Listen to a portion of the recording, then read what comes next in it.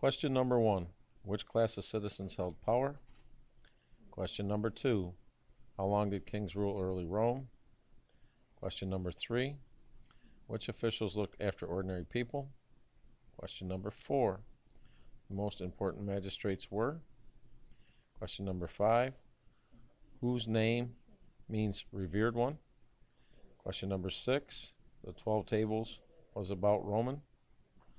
Question number 7. The People's Assembly and the blank made laws. Number 8. Who led supreme power in a crisis? And then we begin. Government, the Republic. After the legendary foundation of Rome in 753 BC, the city was ruled by kings until 509 BC. Then the people, led by nobles, drove out the last of the Etruscan kings. A republic was then set up where power was not invested in a single king, but in a group of elected people. At first, there were two classes of citizens: the wealthy patricians, a privileged class, who could trace their ancestry back to the first Romans, and the plebeians, or ordinary working people. In the early years, the plebeians had little say in the government of the republic, but they fought for equal rights. Eventually, after a series of strikes, they formed a people's assembly which excluded the patricians. This assembly elected officials called tribunes to look after their interests in the Senate. At the first people's assembly, 2 tribunes were elected, but the number was increased to 10 in later years.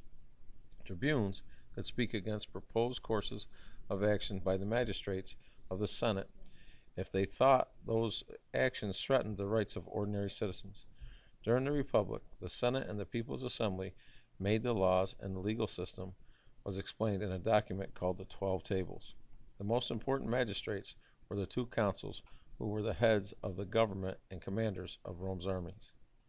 The 2 consuls, who had equal powers, were guided by the Senate, a body made up of ex-magistrates. In emergencies, such as an invasion by barbarians, total power could be given to a dictator who held office until the crisis was over.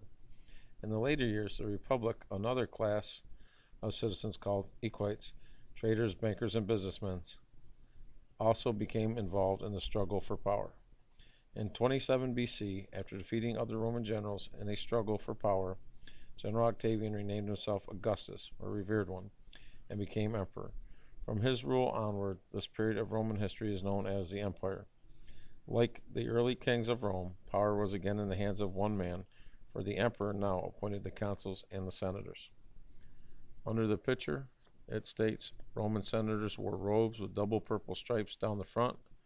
Purple, a dye obtained from shellfish, was the color worn by people who held important positions.